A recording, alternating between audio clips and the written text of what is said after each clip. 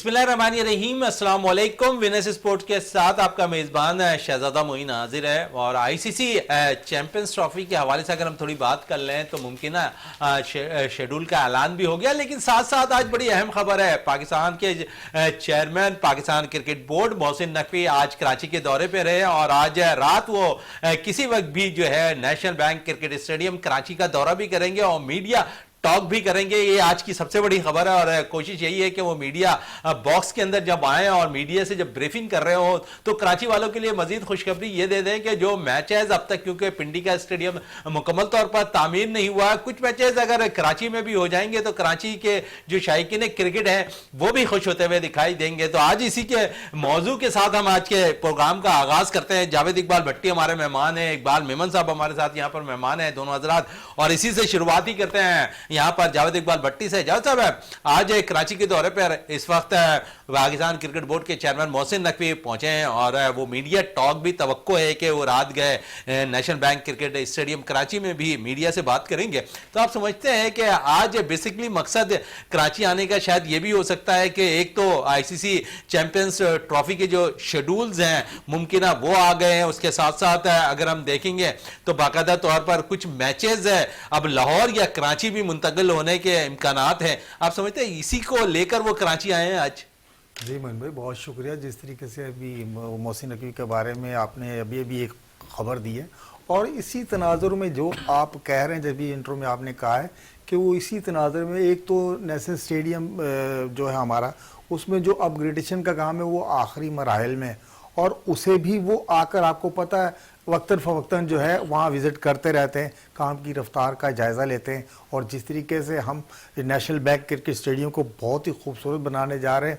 और आज सबसे अच्छी खबर ये है कि मोहसिन नकवी साहब जब स्टेडियम पहुँचे तो मीडिया को भी मद्दू किया गया है और वहाँ नशिस्त होगी सवाल जवाब की, और वो चैम्पियन ट्रॉफी के बारे में जो भी हमारे जो आगे के प्लान है और जो हमारे इंडिया से या आईसीसी से जो मामला तो है वो भी यहाँ खुलकर बयान करेंगे। और सबसे बड़ी चीज़ ये है कि पिंडी स्टेडियम में जो मैचेस होने जा रहे हैं वो मैचेस जो है कराची शिफ्ट हो जाएंगे। और ये सबसे अहम जो लब्बे लबाब होगा इस प्रेस कॉन्फ्रेंस का कराची के शायकीन के लिए, समझे एक खुशखबरी लेकर आज मोहसिन नकवी आ रहे हैं।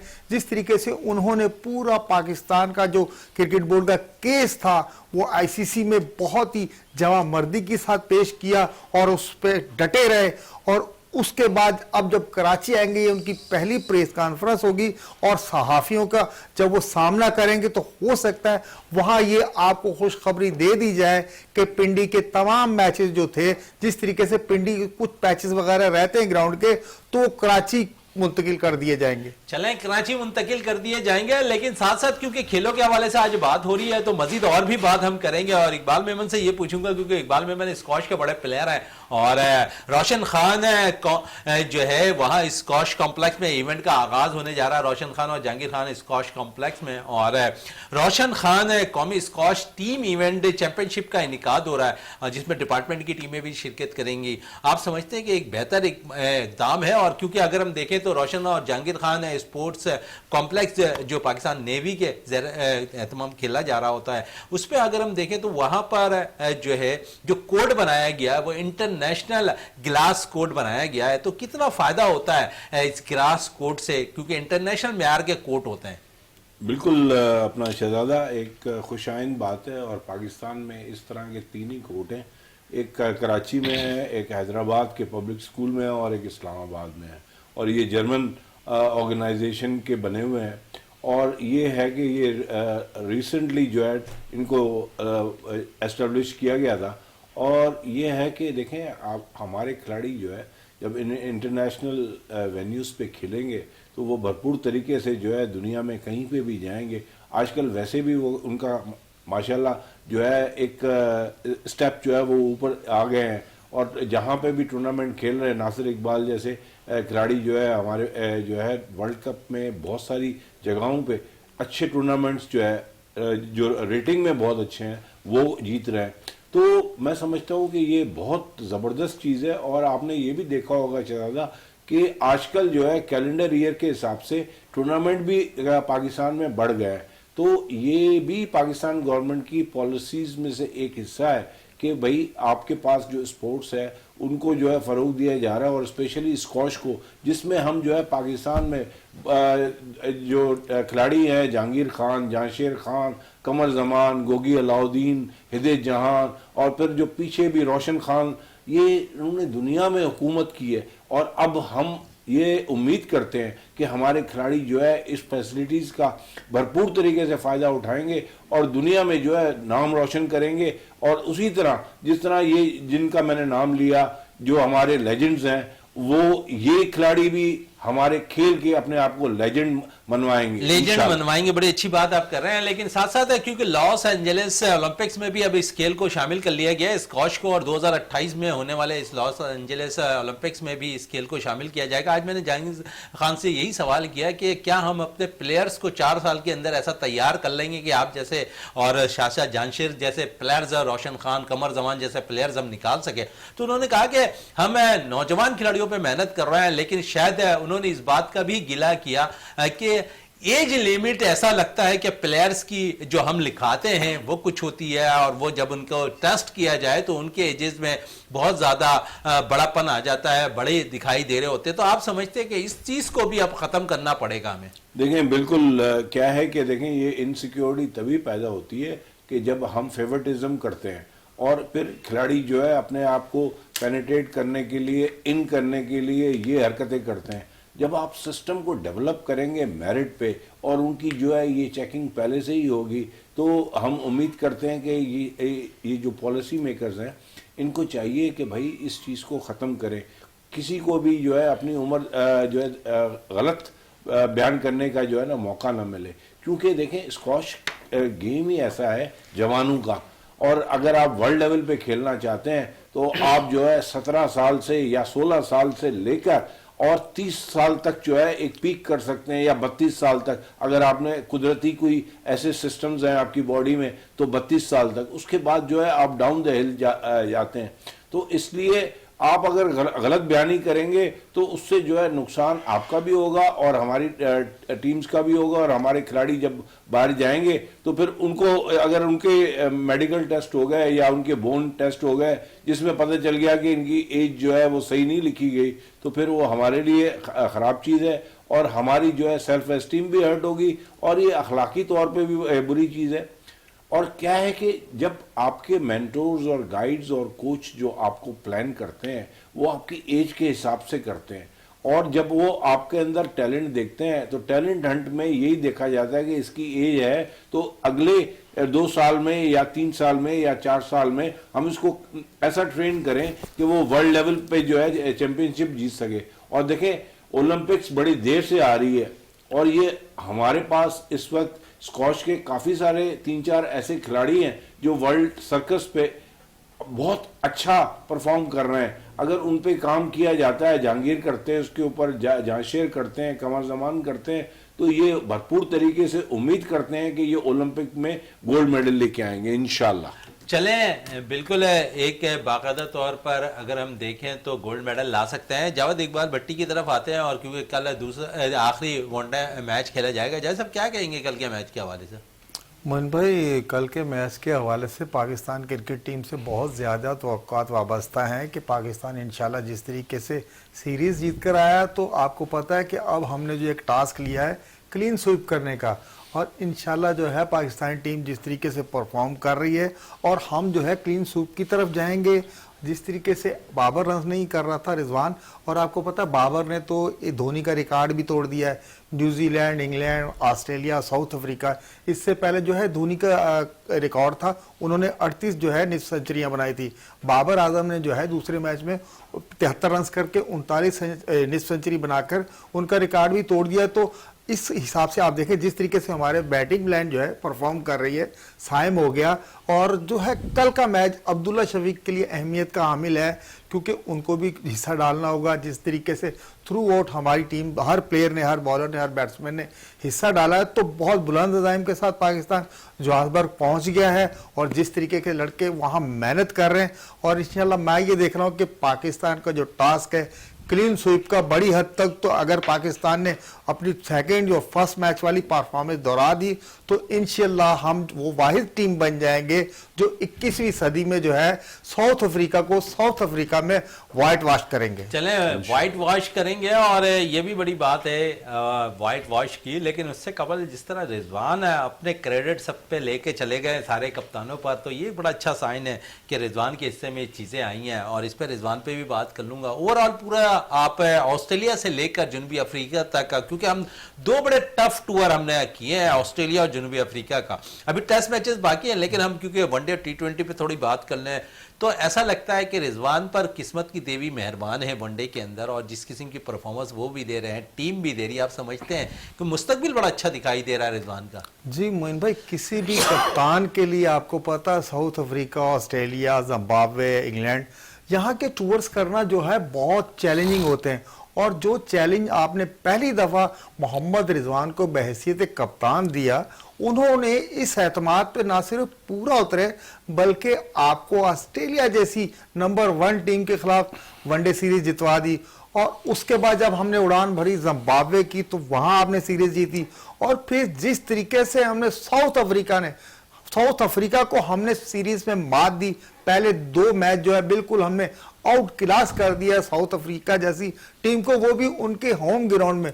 तो आपको ये जो है क्रेडिट मोहम्मद रिजवान को देना होगा, और मोहम्मद रिजवान को क्रेडिट क्यों ना दे, जिस तरीके से वो टीम को लेकर चल रहे हैं, और आपको पता है वो वाहिद कप्तान, इससे पहले सरफराज अहमद भी एज ए कप्तान जो है हमें कंटिन्यू 11 सीरीज जो है 11 T20 सीरीज जीत कर दे चुके हैं, जो एक रिकॉर्ड है।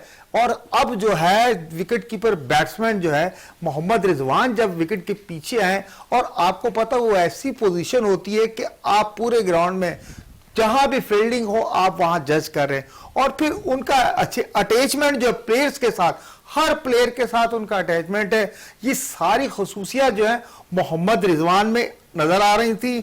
और मोहम्मद रिजवान जिस तरीके से टीम को लीड कर रहा है और फ्रंट पर आकर जो अपनी परफॉर्मेंस दे रहा है, तो ये तमाम चीजें मोहम्मद रिजवान को नुमाया करती हैं कि आने वाली सीरीज में पाकिस्तान को और भी बहुत सी कामयाबियां मिलती दिखाई देंगी। इकबाल मेमन साहब, रिजवान के साथ साथ अगर हम देखें तो सीनियर भी रन कर रहे हैं, जूनियर भी रन कर रहे हैं, और जिन बॉलर से तवक्कुआत है पाकिस्तान टीम की वो भी परफॉर्म कर रहे हैं, और साथ साथ पाकिस्तान टीम के लिए एक अच्छी चीज है कि पाकिस्तान की टीम में फील्डिंग भी अच्छा करती दिखाई दे रही है। देखिए, जिस तरह आपने पहले कहा कि किस्मत की देवी जो है वो इन पे रिजवान पे मेहरबान है, तो इनकी जो है कामयाबी की देवी भी जो है इनके ऊपर जो है मेहरबान है। क्या है कि अंग्रेजी में कहते हैं नथिंग सक्सीड्स लाइक सक्सेस। कामयाबी जब होती है तो फिर हर चीज जो है उसमें टीम के हर मेंबर भी कामयाब नजर आता है और कप्तान भी। और दूसरी बात यह कि शहजादा, आप, जावेद साहब, हम 2 सालों से ये कहते आ रहे थे कि भाई रिजवान को कप्तान बनाएं, रिजवान को कप्तान बनाएं, और आपने देखा कि ये चीज़ प्रूव हो गई कि जब उन्होंने जजमेंट की और उसके बाद उनको कप्तान बनाया तो आप देखेंगे उन्होंने भरपूर तरीके से अपनी सलाहियत का मुजाहरा किया। और जब तक अच्छा, एक एडवांटेज ज़रूर उनको मिला कि कुछ खिलाड़ी जो यंगस्टर्स थे, जिस तरह साइम अयूब है, वो भी मैच्योर हो चुके थे, और उन्होंने ऑस्ट्रेलिया में कामयाबी हासिल की, फिर अब यहाँ पे आके कामयाबी हासिल की है। तो बिल्कुल किस्मत की देवी जो है उनके ऊपर मेहरबान है, और रिजवान को बहुत बहुत मुबारक हो। और ये बात बिल्कुल जावेद साहब की सही है कि विकेट के पीछे जो खड़ा हो जाता है उसकी जो है वो 360 डिग्री पे देख सकता है पूरे हिस्से पे, तो उसको जो है अंदाज़ा हो जाता है कि फील्डिंग कहाँ की जाए, कौन से बॉलर्स को जो है बॉल दी जाए, जो बॉल जो है वो क्या वॉबल हो रही है या ड्रिफ्ट हो रही है या स्विंग हो रही है, तो वो सारी चीज़ें वो पीछे से देख रहा होता है। तो इस वजह से उसको ये भी एक एडवांटेज मिलता है। लेकिन बहैसियत इंसान रिजवान जो है वो हमेशा नॉन कंट्रोवर्शियल रहे हैं, और उनके जो है एतमाद में जो है खिलाड़ी रहे हैं। मुल्तान सुल्तान के लिए उनकी परफॉर्मेंस बहुत बेहतरीन रही है, और मैं समझता हूं कि ये पाकिस्तान के लिए और रिजवान के लिए भरपूर मौका है कि ये सीरीज जीतने के बाद वर्ल्ड कप की तैयारी करें और जो है जो हमारे पास आईसीसी टूर्नामेंट हो रहा है उसमें जो है कामयाब होने की कोशिश करें। चलें, बड़ी ज़बरदस्त बात कही है कि रिजवान भी अच्छा परफॉर्म करें और आईसीसी में भी अच्छा परफॉर्म करें चैंपियंस ट्रॉफी के अंदर। लेकिन साथ साथ मैं बाबर के हवाले से मजीद जावेद इकबाल भट्टी से पूछना चाहूँगा, बाबर एक दफ़ा फिर फॉर्म में आ गए और रन कर रहे हैं। उनका ऐसा लगता है कि जूनियर कामरान गुलाम ने जब से उनके नंबर पर आकर बैटिंग करनी शुरू किया है, जिन मैचेस में बाबर नहीं खेल रहे थे, तो ऐसा लगता है प्रेशर बाबर पे भी हो गया है थोड़ा।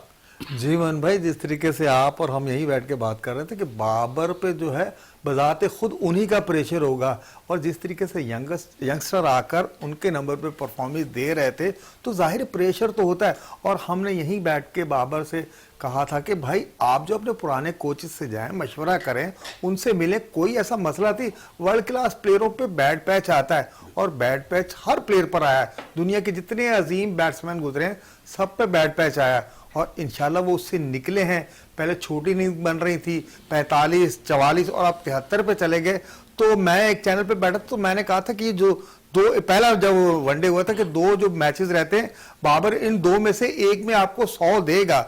और जिस तरीके से 73 रन की इनिंग्स थी उनकी और रिजवान की जो 115 की पार्टनरशिप थी, ये बाबर और रिजवान की मरहून मिन्नत थी कि आप 330 तक 328 तक स्कोर ले गए। तो बाबर एक दफा नजर आ रहे हैं कि दोबारा अपनी उसी लय में वापस आ रहे हैं।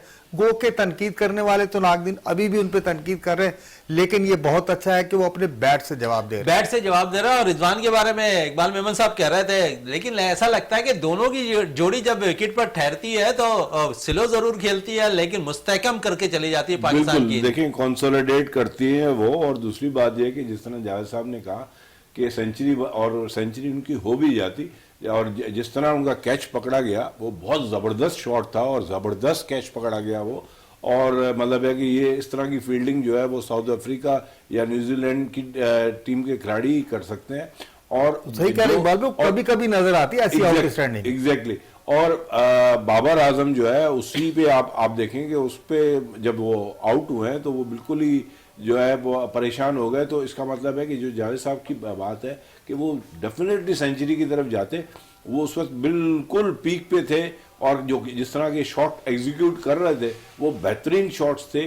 और ये जो शॉट खेला था वो भी मेरे हिसाब से बेहतरीन था। ठीक है फील्डर खड़ा हुआ है लेकिन वो इतना तेज शॉट था और जिस तरह उसने पकड़ा है वो जो है बाबर के लिए अनलकी साबित हुआ। नहीं तो बाबर जो है भरपूर तरीके से इस मैच में तो जो है फॉर्म में थे और हम उम्मीद करते हैं कि बाबर जैसा खिलाड़ी आगे भी और रिजवान के साथ बेहतरीन जो है अपना कॉम्बिनेशन में खेले तो ये इंशाल्लाह वर्ल्ड कप में कामयाबी के चांसेस हमारे भरपूर हो चलें, चैंपियंस ट्रॉफी में कामयाबी की अलामत समझे जाएंगे बाबर रिजवान की जोड़ी। लेकिन साथ साथ अगर हम देखें तो अब्दुल्ला शफीक परफॉर्म नहीं कर रहे हैं। और अगर हम देखें तो पाकिस्तान के अंदर जो बैरिया कप जारी है और उसमें इस वक्त इमामुल हक अच्छा परफॉर्म कर रहे हैं, फ़खर जमान अच्छा परफॉर्म कर रहे हैं। आप समझते हैं अब्दुल्ला शफीक पे भी ऐसा लगता है कि बैड पैच आ गया? बिल्कुल बैड पैच है। वो भी एक बेहतरीन खिलाड़ी है और उसको हमने टेक्निकली भी देखा है और कॉन्फिडेंस भी उसका जो है बहुत अच्छा था। लेकिन इस वक्त वो कॉन्फिडेंस भी खो चुके हैं।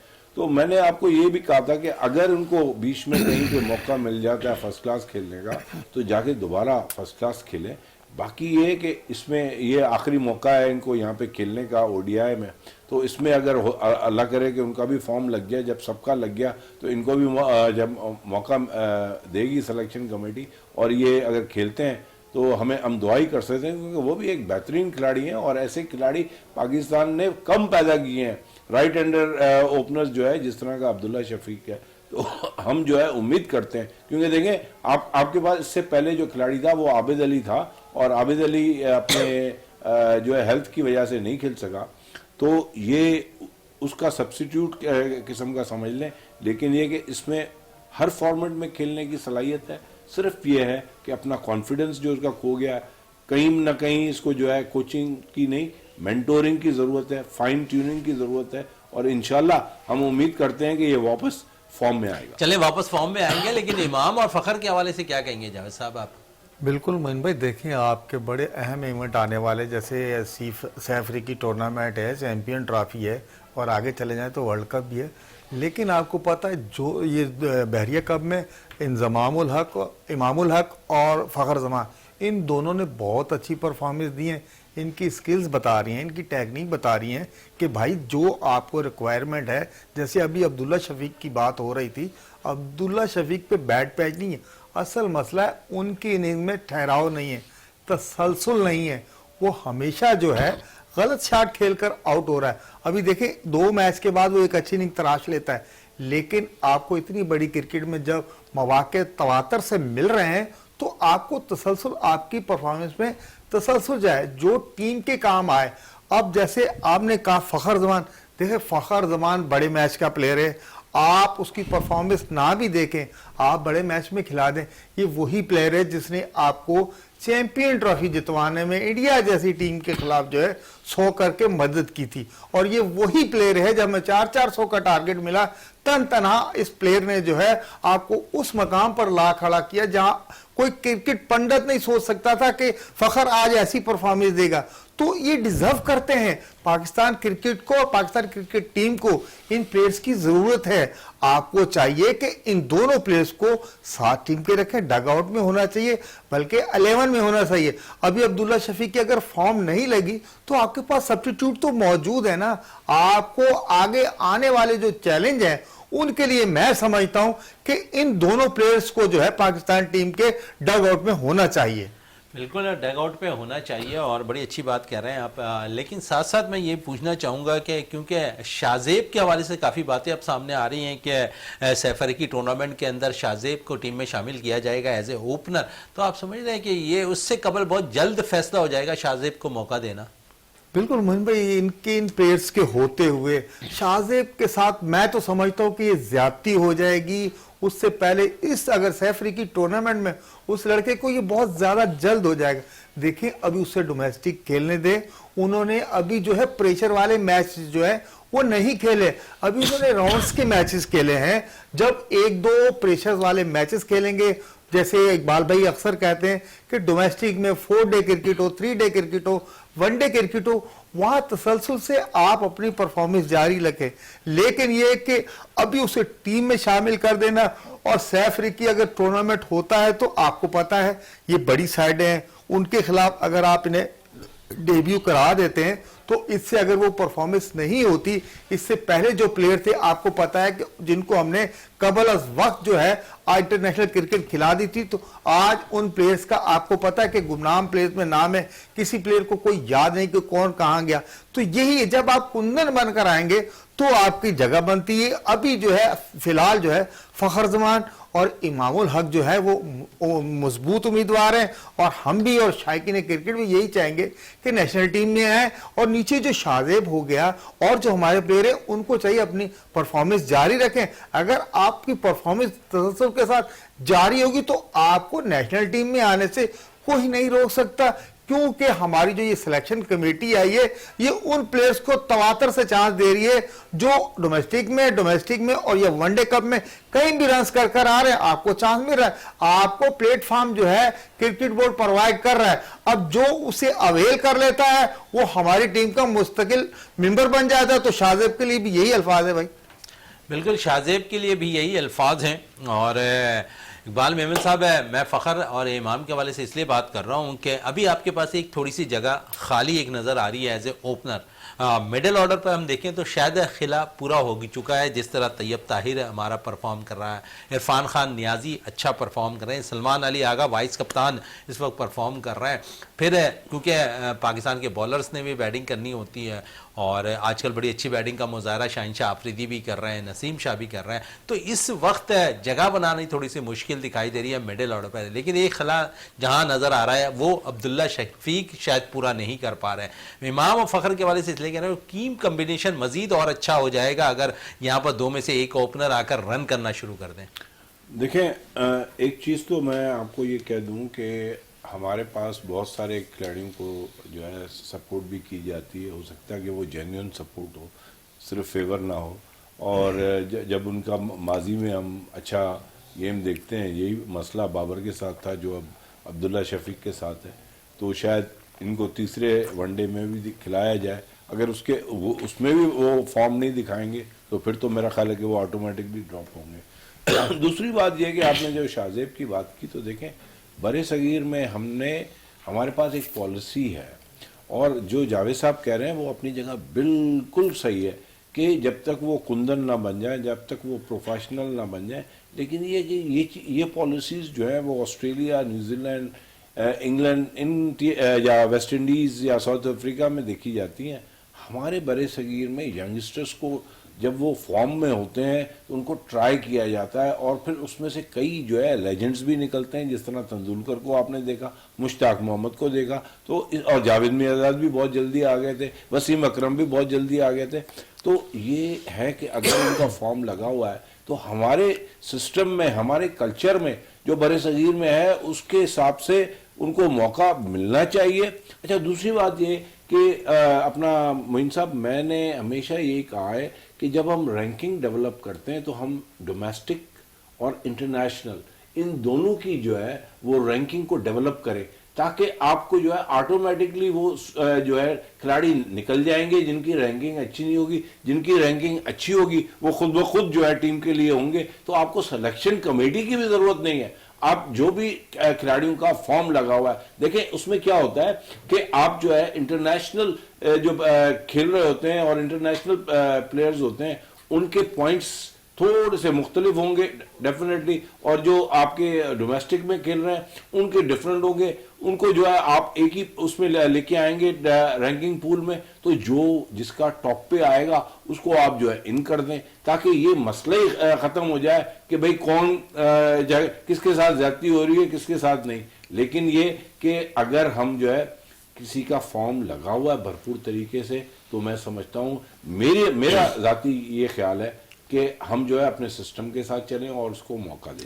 चले मौका दें, और आईसीसी चैंपियंस ट्रॉफी की मुमकिन शेड्यूल का जो ऐलान हुआ उस पर भी थोड़ी बात कर लेते हैं। और जावेद साहब क्या कहेंगे, इफ्तिताई मैच है जो है national bank cricket ground Karachi में होना है, पाकिस्तान और न्यूजीलैंड के दरमियान है, और उसके बाद 23 तारीख को हैवर मॉडल में पाकिस्तान भारत के मध्य मुकाबिल होगा। तो आप समझें कि एक अच्छी चीज़ अब तक आ गई है सामने, और कुछ मैचेस हो सकता है कराची भी मुंतकिल हो जाए अगर पिंडी स्टेडियम तामीर नहीं होता, और या लाहौर मुंतकिल हो जाए, तो उस दौरान क्योंकि जो मुमकिन शेड्यूल है उसमें मैच में भी तरमीम हो सकती है। फिर फाइनल के लिए भी डेट अनाउंस हो गई है 9 मार्च, और वो लाहौर में फाइनल मैच खेलना जाना है। अगर इंडिया की टीम फाइनल में पहुंचती है तो हैबर मॉडल हो जाएगा। तो आप समझ रहे हैं कि अब तक के लिए इत्मीनान बख्श फैसले शेड्यूल से आते हुए दिखाई दिए।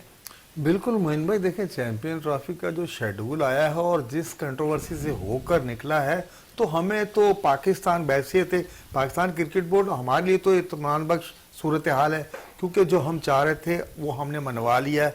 और जिस दिन आपको पता है कि पहला मैच जो नेशनल स्टेडियम में जो पाकिस्तान और न्यूजीलैंड का होने जा रहा है, आपको पता है कि नेशनल स्टेडियम की अपग्रेडेशन के बाद वो पहला मैच होगा, और पूरी दुनिया जो है उस मैच पे निगाहें मरकूज रखेगी, क्योंकि पाकिस्तान क्रिकेट बोर्ड ने जिस दिन से मोहसिन नकवी साहब ने इन फंड्स का इजरा किया था कि हम अपग्रेडेशन कर रहे हैं हमारे स्टेडियम्स की, तो आपने भी और हमने भी काफ़ी विजिट किए हैं कि माशाल्लाह जिस तरीके से तरक्याती काम जा रहे हैं और खूबसूरत से खूबसूरत की तलाश में है पाकिस्तान क्रिकेट बोर्ड। तो मैं ये देख रहा हूँ कि चैंपियन ट्रॉफी का जो शेड्यूल है, हमारा जो पहला मैच कराची में होगा, कराची के शायकीन को एक खुशगवार हैरत का इजहार होगा कि जिस तरीके से पहले मैचेस होते थे उनको पार्किंग की प्रॉब्लम थी, पार्किंग बहुत दूर थी, और आपको पता रोड बंद के। इस दफ़ा मोहसिन नकवी ने जो खसूसी जो ऑर्डर्स दिए कि जो तमाशाई आएंगे मैचेस देखने, उनकी जो है गाड़ियों की पार्किंग जो स्टेडियम के बिल्कुल करीब बनाई जाएगी, और तमाशाई को तमाम सहूलत दी जाएगी जो इंटरनेशनल क्रिकेट में तमाम तमाशाइयों को दी जाती है। इस दफ़ा जो उनका विज़न है कि हमने स्टेडियम भी ग्रेड अप करने और टीमों को भी उस तरीके से हमने इस्तकबाल करना है जो पूरी दुनिया में पाकिस्तान का एक खासा है। तो इंशाल्लाह अभी पाकिस्तान और इंडिया का जो मैच है अभी उसके वेन्यू का डिसाइड नहीं हुआ, लेकिन लग यही रहा है कि हो सकता है कि दुबई में हो, तो वहां दोनों टीमें जो मध्य मुकाबिल होंगी, तो पूरी दुनिया में जब ये मैच जाएगा और इंडिया और पाकिस्तान का मैच जब जाएगा और ब्रॉडकास्ट होगा, वहां से इंडियन क्रिकेट बोर्ड को भी पता चलेगा, आईसीसी को भी पता चलेगा कि भाई हमारे प्लेयर जो हैं जब मैच खेलते हैं वो चाहे हिंदुस्तान से हो या किसी भी मुल्क से हो, हमारी परफॉर्मेंस पे आपको पता है कि ब्रॉडकास्ट कंपनियां जो चाह रही थी कि भाई ये ना हो कि पाकिस्तान जो है चैंपियन ट्रॉफी से ही कह दे कि भाई हम नहीं खेल रहे। तो पाकिस्तान एक बड़ा नाम है, बड़े लेजेंड है हमारे पास, और इंशाल्लाह जैसे ही चैंपियन ट्रॉफी शुरू होगी तो पूरे मुल्क बल्कि पूरी दुनिया में जहां क्रिकेट देखी और समझी जाती है, जो शायकीन प्यार करते हैं, उनके लिए बिल्कुल ये खुशियों भरा पैगाम जो है पाकिस्तान और न्यूजीलैंड के मैच से जो है पूरी दुनिया में स्टार्ट हो जाएगा। पूरी दुनिया में स्टार्ट हो जाएगा। इकबाल मेमन साहब क्या कहेंगे आईसीसी चैंपियंस ट्रॉफी के मुमकिन शेड्यूल पर?